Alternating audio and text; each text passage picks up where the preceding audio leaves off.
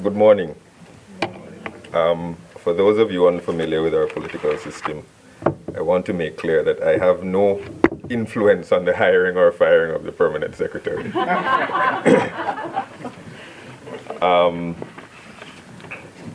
Maybe he didn't know that, which is why the comments are so. I really appreciate the opportunity to be here, and I appreciate Ms. Barcenas, the head of ECLAC, her willingness to contribute scarce resources of ECLAC to ensure that Caribbean small island developing states, in the form of these lead negotiators at the UN and others, would have the opportunity to huddle together in these crucial and critical days leading up to the finalization of the SIDS document and our own work going forward to Samoa. The role of ECLAC, not only as a convener, but as an armor, one that can provide us with the economic and statistical data that is necessary for us to make our arguments, not in an emotive way, but in a logical and structured manner, has been invaluable. And I dare say that whatever progress we have made thus far would have not been possible without the very excellent work of the Economic Commission for Latin America and the Caribbean. So I'm very grateful for them for having this meeting in collaboration with the Ministry of Foreign Affairs of St. Vincent and the Grenadines, but more generally for the excellent work that they've been doing on behalf of small island developing states in the Caribbean.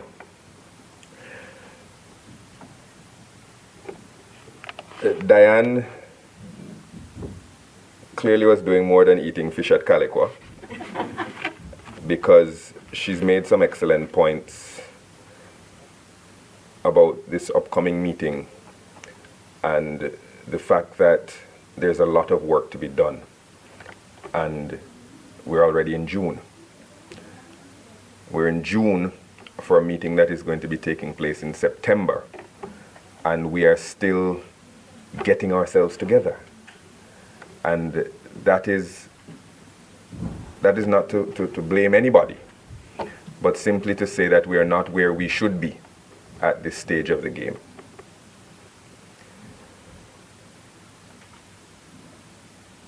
The world pays attention to SIDS every 10 years, basically, the international community. They paid attention to us in Barbados when we came up with the Barbados Program of Action. In 1994, St. Vincent and the Grenadines had been independent for less than 15 years. We were expecting to spend the peace dividend that was going to come out of the closing days of the Cold War, and development for all was just over the horizon. We didn't know in any serious way about climate change. It wasn't the topic that it is today. The last major global recession had taken place in the 1930s, and we hadn't fully examined our own vulnerability to the tighter and greater integration of economic systems in the developed world. So we were wide-eyed and naive to some extent, looking back. Not at the time, but looking back. But the Barbados Program of Action language remains the framework on which we discuss SIDS development. And when we negotiate at the United Nations, and I'm going to try to make this short because I remember that when I was an ambassador, we barely tolerated ministerial statements at the UN. So I'm going to try to make this short. But when we use what is becoming an outmoded framework to discuss the developmental challenges that we face today, we do ourselves a disservice.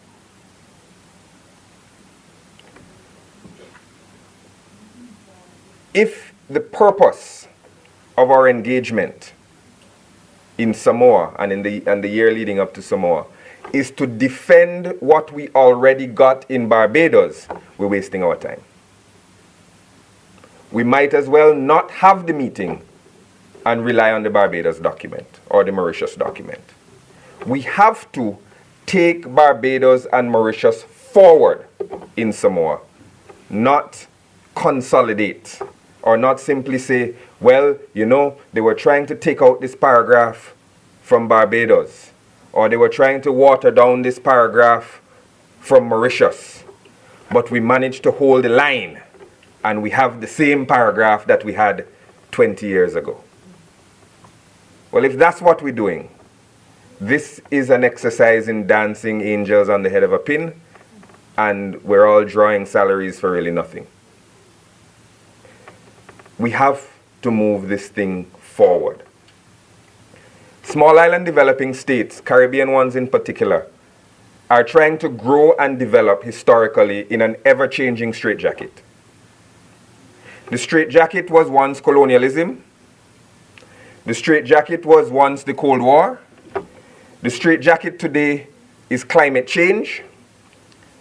And what is an iniquitous globalization that has affected small island developing states negatively,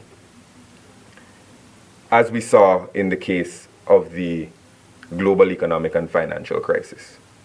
We didn't cause it. We had nothing to do with it. But because of its impact in 2008, already, it's been 2008, we're in 2014, the Caribbean has experienced what is becoming a lost decade of growth and development.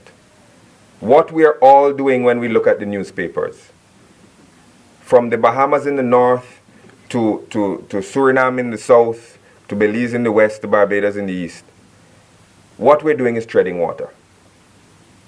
We're trying to ride out the storm. And we are growing, all of us, with the possible exception of Guyana, at an anemic rate, or have negative growth in recent years.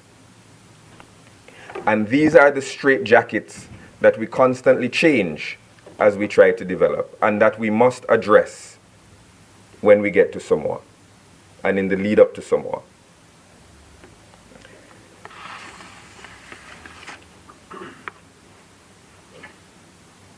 Let's talk about the fiscal straitjacket for a minute, but just briefly, because there's no need to dwell extensively on this. Most of the Caribbean countries are middle-income developing states. Some of us are high-income states, which, if you use that metric alone, makes St. Vincent and the Grenadines richer than China. We are using the metric of income per capita, gross domestic product per capita. We are richer than China. And if that is the metric by which we determine economic health and access to concessional financing and our ability to borrow ourselves out of a crisis or to spend ourselves out of a crisis, it is clearly a flawed measure. Yet it is the measure by which the World Bank, the IMF, determines how strong we are economically. What they don't consider, to the extent that they should, are our vulnerabilities. Let us start with debt.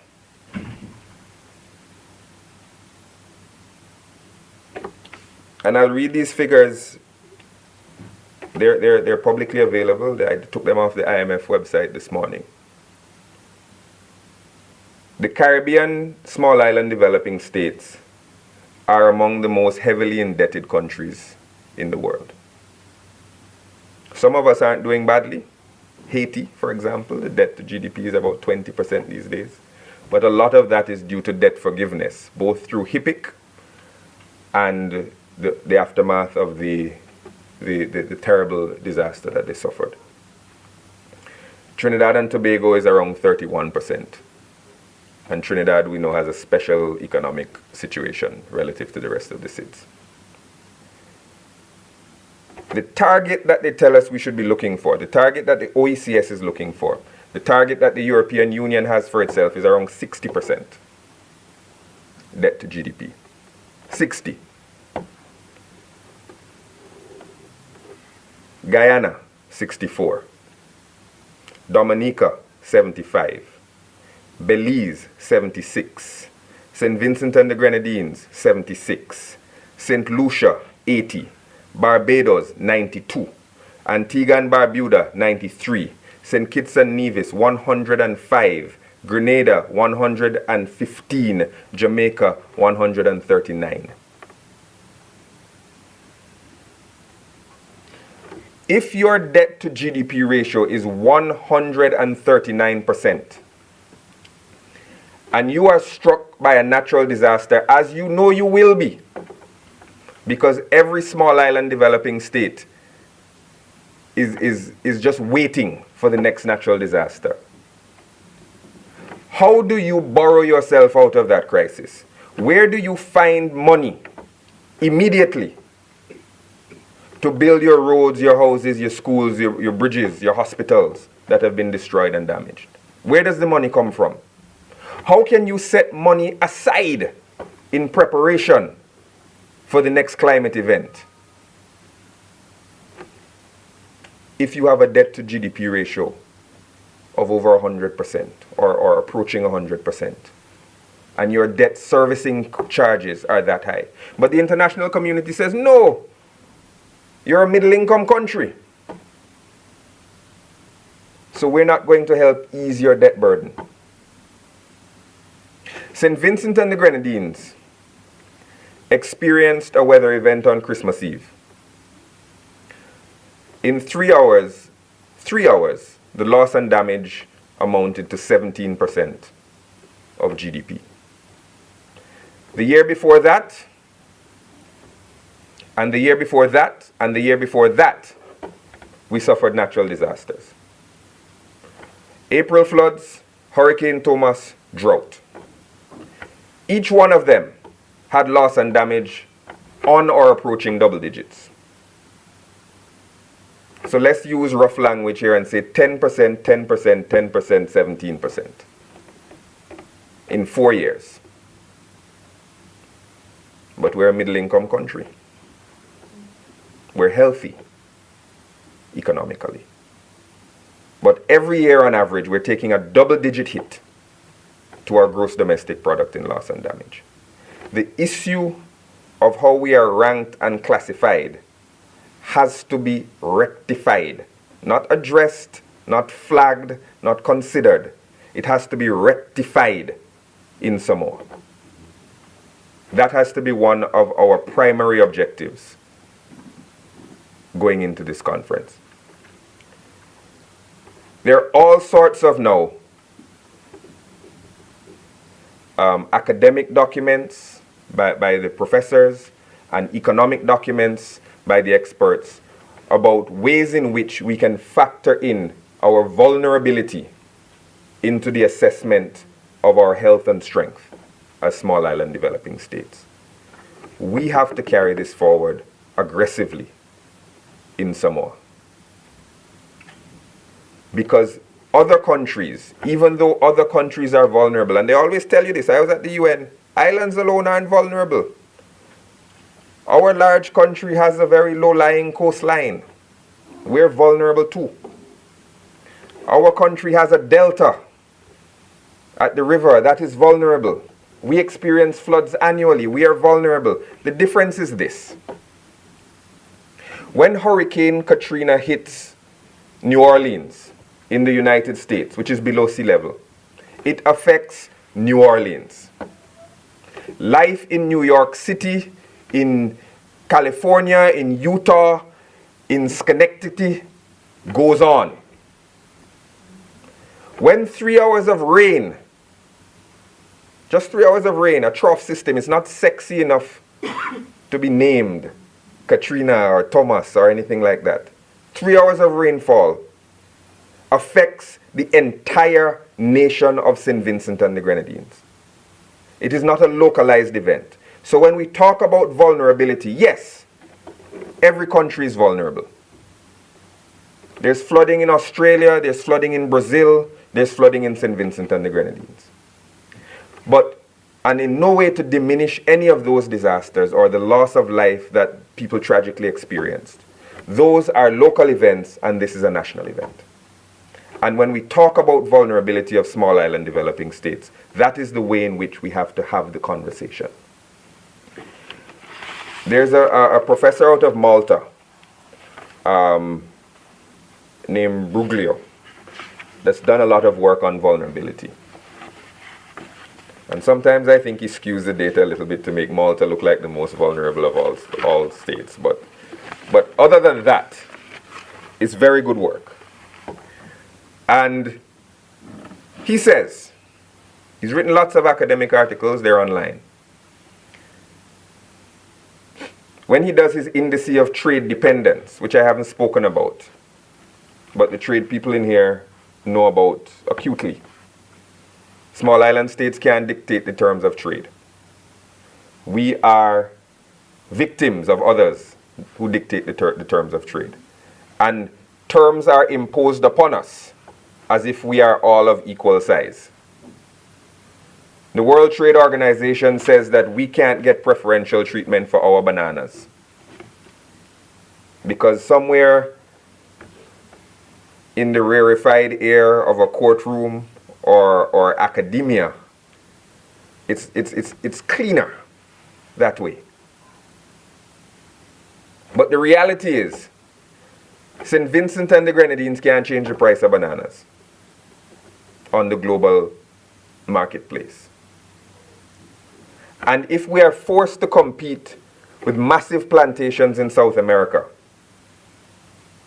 with the size, the scale, the economies of scale, and the salaries that they pay their workers, and their port facilities, and all of the advantages they have, we cannot compete.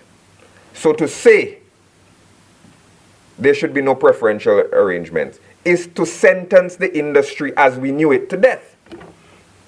Of course, we can find niches. We can say this is an organic banana, this is a fair trade banana, and all sorts of things. But the industry as we knew it, as a driver of the economy, is sentenced to death because somebody somewhere far removed from the reality says, well, bananas and bananas, apples and apples, they must be traded in the same way. In Samoa, we have to revive the issue of preferential trading arrangements for de minimis producers of goods. We have to have that conversation. That is not one we can resolve in Samoa, but that is something we have to flag in Samoa. But in the indices of trade dependence, he ranks island countries, non-island countries, developing countries, developed countries, and SIDS.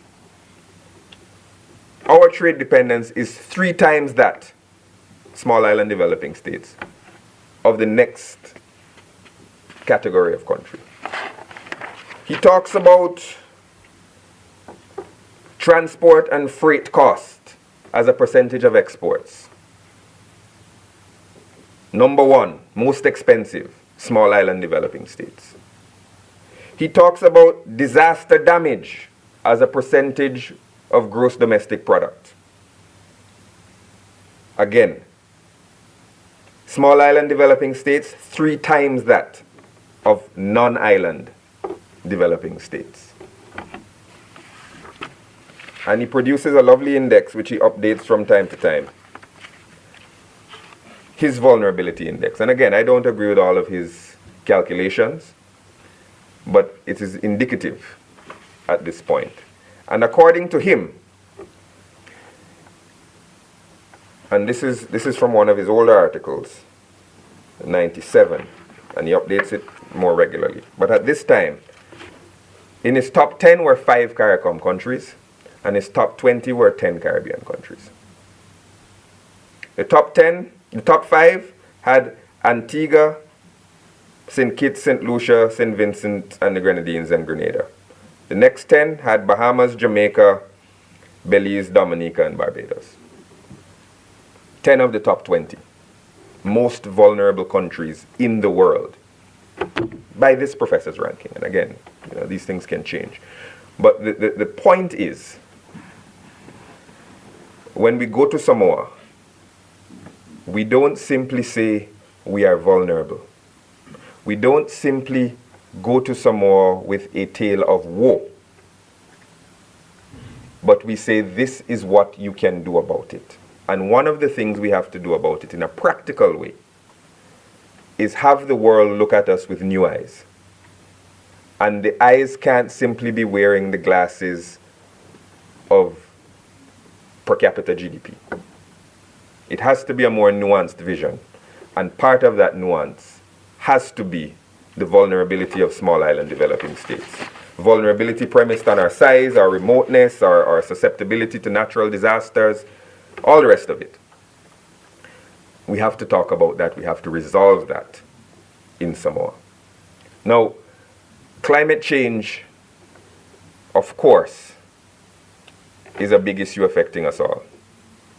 But let us not make Samoa a climate change conference. There is a process, a flawed process, but there is a process in the United Nations to resolve climate change issues. And we must not delude ourselves into thinking that we in Samoa will make greater progress than the UNFCCC, than the COPs that are taking place internationally. They make very poor progress. But we are not going to make any better progress in Samoa. We have to flag it. We have to identify it. We have to demand more. We have to talk about the fact that it is an existential threat. But Samoa cannot become a climate change conference. And when we discuss strategy tomorrow, hopefully we can find the right balance, because it's not to ignore it, because none of us can ignore climate change. But we have to have a serious conversation about developmental issues, about dollars and cents issues, separate and apart from the issues of degrees and parts per million. Because that is a separate conversation that is taking place in a separate forum. So when we talk about climate change in Samoa, my respectful opinion is that we talk about its developmental impacts and ways in which those developmental impacts can be addressed through the partnerships that they're talking about. Some of these partnerships involve financing for adaptation. Some of them can involve tying climate events to debt relief. If you have a climate event that impacts your GDP above X%, that event triggers automatically some sort of easing of your debt burden. This can be done.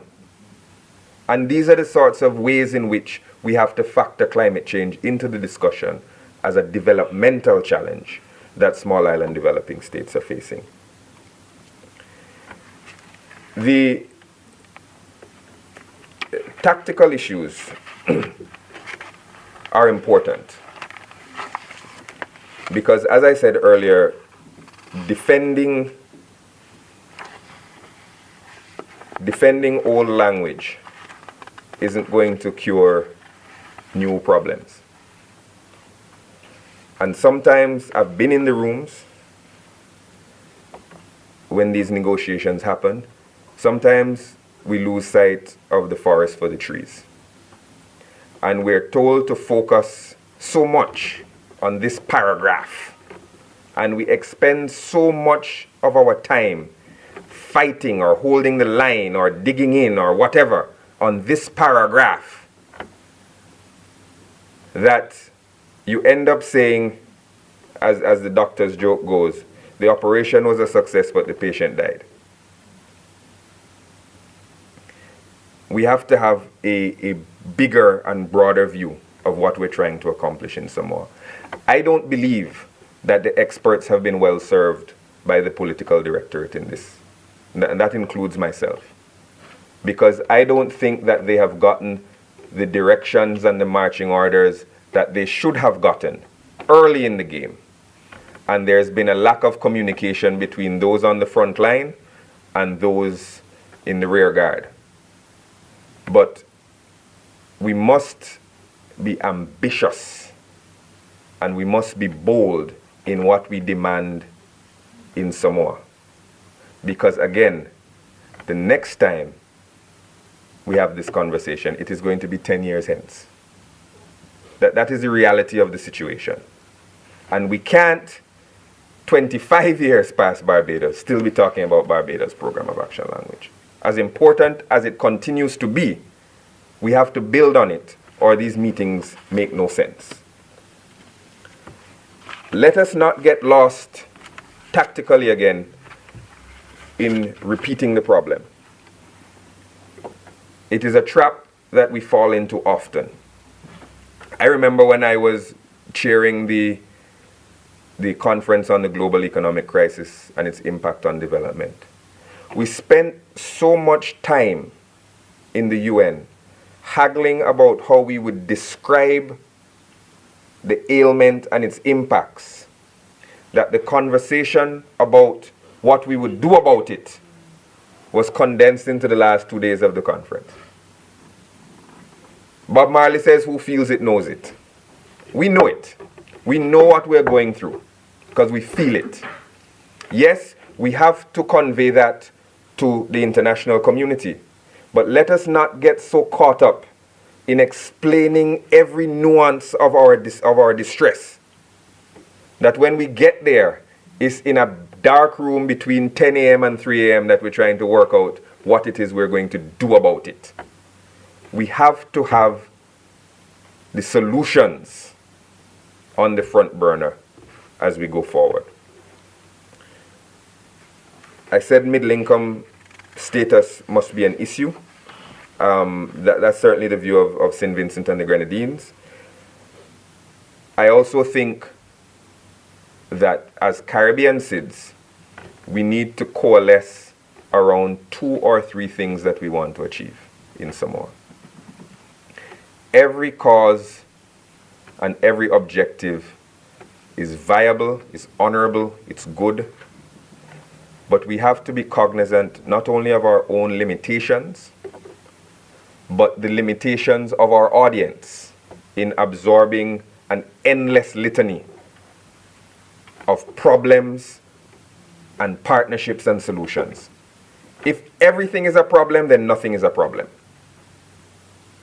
So we have to find a way among ourselves, among the countries of CARICOM and the Caribbean, to say, look, yes, that is also a problem, that is also a problem, but let us prioritize 4 things and say that the litmus test of success in Samoa is movement on these 4 things.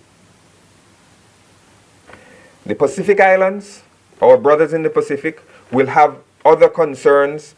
We will share them, but they might prioritize them differently. Let our Pacific brothers and sisters go forward with this or that topic. Let us trust them to take an issue forward. And let them trust us to take another issue forward.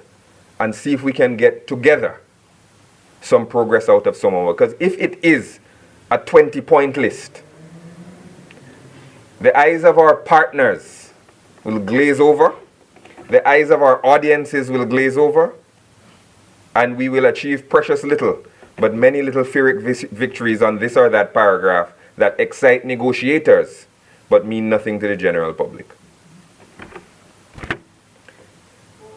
I would also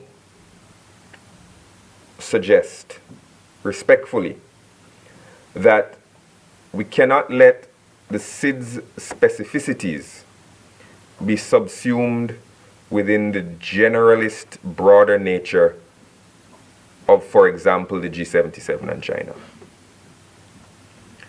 The way negotiation works generally, CARICOM comes up with a position, we take it to AOSIS, which is a broader set of island states. And at that phase, you get watered down a fraction. And then from there, you go as islands to the G77 and China, And then now you have to balance the considerations of Saudi Arabia, of China, of Botswana, of Nicaragua, of whoever. And I'm just saying names. Those aren't problem states. I was just names coming to mind. And by the time we come out of the G77 and China, we are deeply watered down. And then we take it from the G77 and China and go to the wider United Nations, where we get watered down yet again. So the original starting point, the CARICOM position, can sometimes be unrecognizable by the time it has gone through so many iterations of the washing machine.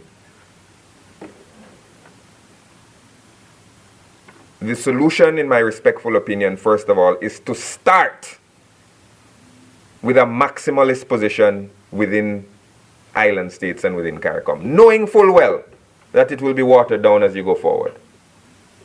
Knowing full well. But that maybe when you get at the end of the process is something palatable and measurable and successful. Sometimes we are our own worst enemies. In the beginning process, we say, boy, well, that's not going to get through. So let's not bother advancing that. So you advance what you expect to get out at the back end, but that is further watered down, so you have lost ground. Because the way it happens is that you start here and they start here. And they say, we're far apart. Meet me halfway. So you come halfway and they don't move. And they say, we're far apart. Meet me halfway. And you come here and they don't move. And they say, we're far apart. Meet me halfway. And you come here and then they come here and say, we met halfway. But you began here. And when we discuss tactics tomorrow, hopefully we're never going to meet halfway because there are imbalances in our negotiating positions and all the rest of it. But maybe we can make the halfway a little more halfway than it really is. And part of that is to not only coalesce around a few small items, a short list of items, but to have maximalist positions as we go into our negotiations with wider groups before we reach our developed partners. I think that we have to look at big picture items like global financial architecture. We have to talk about these issues. We have to talk about the fact that the global financial architecture, as currently construed, does not support the developmental aspirations of small island developing states. That includes talking about voice and vote, but it also includes talking about and talking to, when we get to Samoa, our partners in the G20. We're not at the table in the G20. And by its very definition, we shouldn't be there because it is for the largest economies of the world. But in this, the year of small island developing states, when the G20 meets, we have to say this is the year of small island developing states. And you need to consider how your decisions impact and affect us. The only time the G20 talks about island states is to call us tax havens and to take punitive measures against us. Other than that, they're trying to fix their own economies, as they should. But we have to tell them, be careful how some of those decisions impact us. Inadvertently. They're not trying to hurt us, but they have to consider us. And we have to get that message across also in Samoa. And I said, of course, that there's the issue of trading arrangements, preferential arrangements. We shouldn't back away from them. It's not a dirty word. We have to defend those types of arrangements as important to our own economic development and prospects in the region. We are, by and large, in 2014, experiencing either the maturity or the decline of our existing socioeconomic models. That's why we've maxed out. And the post-crisis growth, anemic as it has been, is testament to that fact. That our current economic thinking and practice is insufficiently nimble or insufficiently innovative. The negotiators in Samoa don't dictate economic practice and policy in capital, but they have to try as much as they can to create greater space for our countries to act in a developmental way. And we have to find 2 or 3 things that we can do to help create that space for our local governments. Now, I'll conclude by saying that the theme of Samoa involves partnerships. What is it exactly? Sustainable development through durable partnerships. Right, sustainable development through durable partnerships. Be careful of this word, partnerships.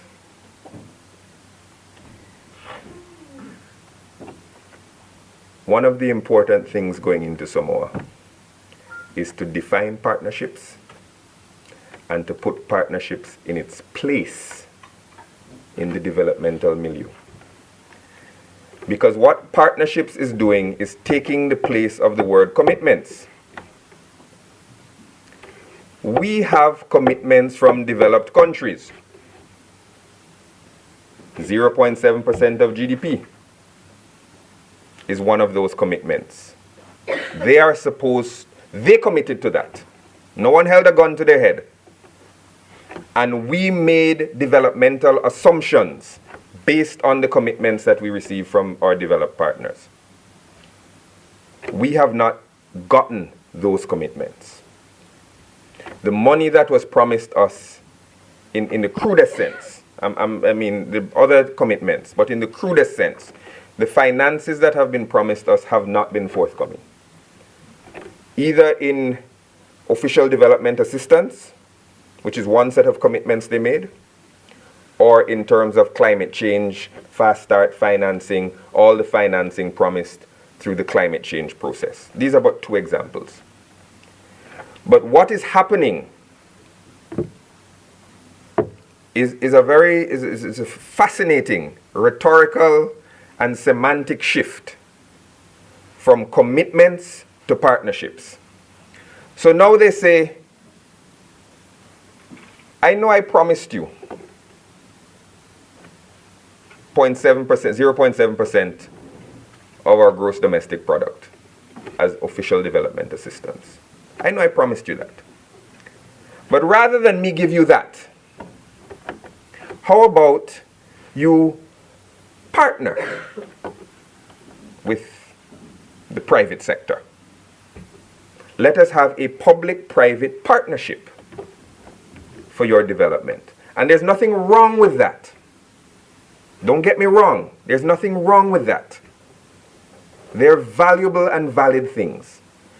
But the one cannot substitute for the other. And the government of developed country X cannot commit its private sector to a partnership. So when it says, when a government-to-government negotiation takes place with one government saying, partner with our private sector, they've taken themselves off the hook, but they have not put their private sector on the hook because they cannot commit their private sector. By definition, they cannot commit their private sector because, especially in developed countries, the government stays out of the business of the private sector. Or they say, let us have a partnership rather than us give you money to build that wall to protect that town from the rising sea level. Let us have a partnership on best practices in climate change. Well, we know the best practice requires us to build a wall in front of the town to protect the high sea level. What we need is money. And what you promised us is money. So let us not change the game and make partnerships a substitute for commitments. Partnerships are important. They're critically important. We need public-private partnerships, an essential cornerstone of any country's development. We need knowledge-sharing partnerships because of our own capacity limitations and the experience that exists outside. We need partnerships on technology transfer because we do not produce or utilize the technology in the same way. So they're all important, and we must stress that in Samoa. But we must also stress that partnerships and commitments are two different things. One cannot substitute for the other. We need them both. You've made us promises. We didn't make you make us the promises. But with the greatest of respect, we'd like you to keep them.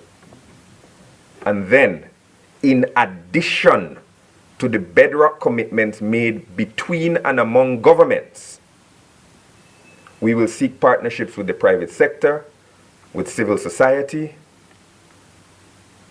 and South-South partnerships, and all the other sorts of partnerships that are necessary, absolutely necessary. But let us not, going into Samoa, take the magic word of partnerships to take one step forward on partnerships and 2 steps backwards on commitments. I lied to you and I promised I'd be brief, and I'll shut up now. So thank you very much for your attention, and I hope that today and tomorrow we can be productive and make some real progress going forward towards Samoa. And this is an important meeting. Thank you very much.